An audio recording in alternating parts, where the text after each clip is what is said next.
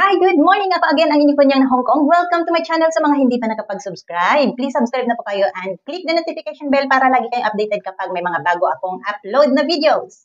In today's video, sasagutin ko yung mga tanong ninyo. Ang dami na ninyong nag-message sa akin, nagtatanong, and of course, nababasa ko rin ang inyong mga comments sa aking YouTube channel and sa aking Facebook page. At nakikita ko talaga na nagka-interest kayong mag-aral ng caregiver. Thank you so much po dahil na-inspired kayo sa aking pag-aral. Salamat talaga sa inyo at saka sa pagsubaybay ninyo sa aking mga posts. At dahil pari-pariho lang naman ang inyong mga tanong, may napili ako na ito nilista ko, yung mga common talaga na tanong ninyo, sana makatulong ito at makapagbigay ng liwanag sa lahat ng mga katanungan ninyo. Ito ang pinakauna at saka pinakamarami sa aking nababasa o nagme-message sa akin ng mga tanong. Bakit mabilis akong nakapag-graduate? Ilang month or ilang oras ba ang pag-aaral ng caregiver dito sa Hong Kong? So, may mga choices po kayo guys. Sa akin, kaya ko natapos kaagad ang aking pag-aaral, parang kailan lang talaga guys, bakit ako nakapagtapos kaagad or nakagraduate kami kaagad? Dahil ang kinuha ko ay whole day. Ibig sabihin nun, matatapos ko lang siya ng 4 na Sundays. So, ang tawag kasi nila dito ay 4 na Sundays. So, aabot talaga siya ng 1 month. Kaya kapag tinatanong ninyo kung ilang buwan ako nag-aral ng caregiver dito, dahil sa sinasabi ng mga staff sa ICON, nag-aral ba ako sa ICON Medical Group, sinasabi talaga nila na 1 month. So, kung babasihan talaga, kung titingnan natin ang days, 4 na araw lang siya. Ayan, kasi 4 Sundays lang talaga. So, dahil sa isang buwan, may 4 na Sundays, yun po ang sinasabi nila. 1 month po ang duration or natapos po ang pag-aaral. Ganun po kabilis talaga. Kung gusto niyo talagang madaliin or gusto niyo mabilis makapagtapos o makagraduate, kunin niyo ang whole day. At saka ito, kapag half day lang inyong kukunin, depende sa schedule niyo, pang morning ba or afternoon, ito na naman matatapos siya ng 2 months. So, ibig sabihin nun, 8 days or di kaya 8 Sundays or 8 Saturday. Depende sa inyong day off kung anong availability ninyo. At ito ang halimbawa, yung iba kasi wala na talagang oras na pumasok ng maaga. Kaya ang kinukuha talaga nila is ang panghapon na klase. So sa akin, dahil gusto ko kasi, kung gusto niyo mag-aral, advice ko lang ha, kung makapasok man kayo o makaalis man kayo sa inyong bahay, kung wala na kayo inaasikaso kapag day off ninyo, mas gusto ko or mas advisable na kunin ninyo ang whole day. Kasi lahat ng napag-aralan ninyo ay nasisink in kaagad. Ibig sabihin, tuloy-tuloy po yung topic, hindi siya putol-putol. At parang sa akin kasi, kapag mag-half day ako, parang iniisip ko, yun nga, ang tagal mong matapos ang course na yan. At saka parang ang tagal, siguro sa pinatagalan, mawawala na yung mga napag-aralan ko. Ito yung base sa experience ko ha, kasi may mga kaklase din kami na nag-half day sa umaga, meron din sa hapon, kaya naging kaklase namin sila. At then, advantage talaga guys, na whole day ang inyong kukunin. Ang oras ng pasok, 8 o'clock dapat nasa school na kayo dahil ang haba ng pila sa ninyo kapag mag-attendance. And then, magbaon po kayo guys kasi 15 minutes lang po ang break at wala pong mabilihan na pagkain. Meron doon 7-Eleven pero sayang ang time dahil nga 15 minutes lang ang binigay sa inyo na break. Sa lunch ninyo, kailangan mabilis ang kain. Then balik, magpa-attendance ka, then go to your room. At sa amin, kasi nagmamadali talaga kami kumain dahil ang dami talaga namin. Sa batch namin ay umabot kami ng more or less 150 student. Kaya nag-aagawan kami ng upuan. Mas maganda yung dito kami sa gilid kasi malapit, hindi kami mahirapan kapag pupunta kami sa washroom. Yun guys, mas maganda talaga kapag okay at makaabot kayo sa oras ng 8 a.m., pumunta kayo or di kaya mag-enroll kayo ng whole day. Fresh na fresh lahat yung pinag-aaralan ninyo. Huwag muna kayong magbarkada. Ayan, hayaan nyo muna yung mga friends natin maghintay sa atin kung hindi tayo magpapakita sa kanila ng isang buwan kasi mas mag-prioritize or mag-focus kayo sa inyong pag-aaral. Yun po ang reason kung bakit natapos namin kaagad ang course or nakapag-graduate kami kaagad. At next question, kung magagamit ba sa Pilipinas ang pinag-aralan namin dito sa Hong Kong?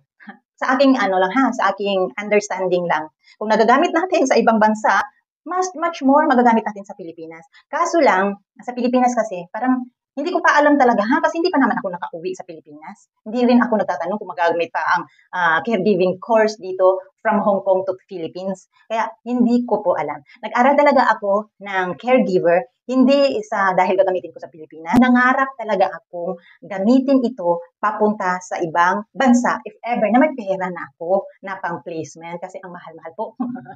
Mahal na mahal. Kailangan talagang paghandaan. Hindi ko alam kung magagamit ko ito kagad 1 year after ako nag-graduate, 2 years, or hindi na talaga. At least meron akong certificate in case na may chance ako, i-grab ko talaga ang opportunity cross-country. Hindi po ako nag-aral ng caregiver para gamitin ko sa Philippines dahil ang pinaka-main goal ko talaga is for cross-country. Yun po, guys. Kung magkakaroon man ako ng chance na magkapagtrabaho din, magamit ko din ito sa Philippines, why not? So, open ako sa mga opportunities na dadating sa akin kung meron man. So, praying po. And then, ang sunod na tanong, number 3, accredited ba ito sa TESDA or INCITO sa Pilipinas? O halos magkarugtong yung tanong ni number 2 at number 3. Ito ay hindi ko alam kasi guys, sa pagkakaintindi ko lang correct me if I'm wrong sa mga nandiyan sa Pilipinas at saka sa may mga knowledge about sa mga accredited, ito po ang aking masasabi lang. Ang pagkakaalam ko lang kasi, ang naghahanap lang o hinahanapan lang ng NC2 ay kapag galing ka sa Pilipinas at mangibang bansa ka or magtrabaho ka sa abroad. Yun po yung hinahanapan ng NC2. Kaya ang tanong kung accredited ba sa NC2 Pinas, itong Hong Kong Caregiving course, hindi ko alam. Parang hindi. Di ba? Kasi ang hinahanap lang talaga, hinahanapan ng NC2 ay kapag galing ka sa Pilipinas at magtrabaho or mag-apply ka abroad. So, ito pala, bago ko makalimutan, may nag-message or nagsabi sa akin na kapag umuwi daw ako sa Pilipinas, pwede na pala or pwede akong magpa-assess. So, ibig sabihin, kung kailangan ko ng in-situ talaga at nasa Philippines ako, pwede na daw akong pumunta or magpa-assess para makakuha ako ng in-situ. Hindi na kailangan mag-aral. Yun ang pagkasabi sa akin. Hindi ko alam kung yun talaga, pero meron lang nagsabi sa akin na ganyan. At sana ganun nga, na hindi na kailangan mag-aral, magpa-assess ka na lang, ipasa mo ang assessment, then mabigyan ka nila ng in-situ certificate. And then last na tanong, bakit picture lang ang demo, hindi manikin? Ito yung may pinost kasi ako na picture and then nakita yung nung nag-demo kami, manikin, hindi siya manikin, picture lang ni Popo or di kaya nung may sakit or na that time kasi yung demo namin, yung practical namin is about sa urine bag.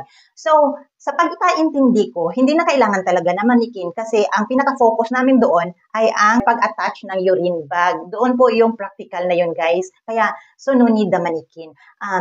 Speaking of manikin, kapag nag-practical kami, kung isa-isahin nila, bigyan kami ng manikin, sa sobrang dami po namin guys, hindi na kami magkasya. Kasi more than 150 student kami. Ang sikip na po talaga.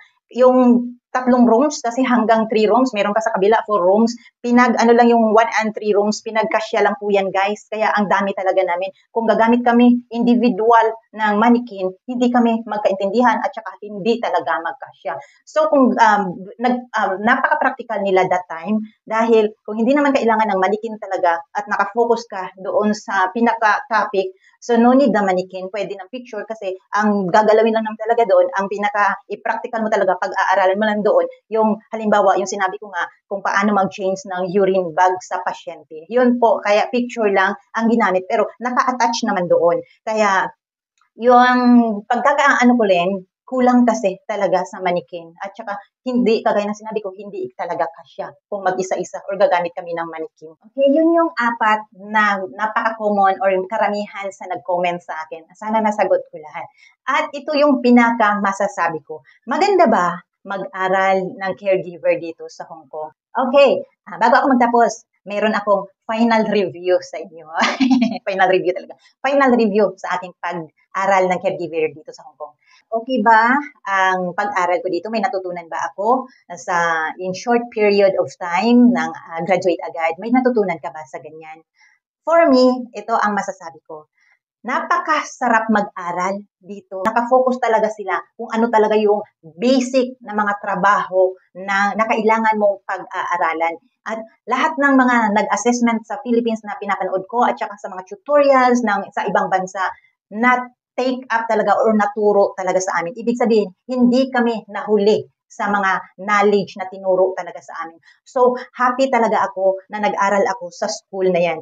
Kahit na hindi ko masyadong maintindihan dahil nga ang boses ni teacher ay napakatining dahil ba sa ginamit niyang mic, pero kapag nakakonsentrate ka or nakafocus ka sa kanyang mga sinasabi at saka sa mga lecture dyan sa monitor, kasi guys, napakalaki ang monitor, kaya kung ano yung hinawakan mong module, nandyan din sa monitor, ini-explain nila isa-isa yan. Kaya kahit mabilis ang pagtuturo, ang easy-easy talagang maintindihan with supporting videos po yan. Kaya napakabilis pong intindihin. About naman sa teacher dito guys, napakabait talaga nila. Lahat ng mga staff ng Icon Medical Group na yan ay sobrang bait nila. Kung magturo sila, seryoso yan sila magturo, marami ka talagang matutunan. And after that, hindi ka matakot o hindi ka ninervyusin dahil yung mga turo nila ay may pagka-comedy. Kaya yung parang magsisink in, dinadaan nila sa biro yung lecture, nagkakaroon ka ng idea, ay ganito pala, kahit na dinadaan nila sa patawa. Kaya meron silang technique guys kung paano mo kaagad matutunan yung mga topic na yun. Gustong-gusto ko, bitin na bitin talaga ako sa pag-aaral. And then, ang ayaw ko lang, ito meron din akong ayaw or meron din akong hindi masyadong satisfied sa pag-aral dyan. Yun nga ang sinasabi na kulang sa manikin. Kasi dapat, for me lang ha, nakikita ko kasi sa iba na mga videos, nagkakaroon sila ng demo individual. Yun. At mas maganda kasi individual or talagang isa-isa ninyo talagang gagawin yun.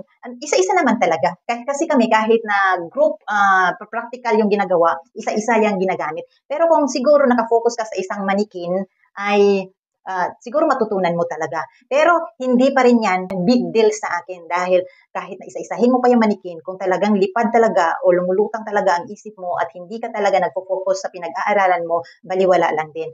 So, ibig sabihin nun, yun lang naman ang pinaka very, very light lang. Kulang kami sa facilities or kulang sa manikin para individual na practical ang gagawin. Pero, yun lang naman, very, very light lang naman. And then, napakagaling talaga magturo ng mga teachers. Makukuha talaga nila. Alam niyo guys, grabe talaga yung mga kababayan natin dito sa Hong Kong. Pagdating sa pag-aaral, eager na eager talaga.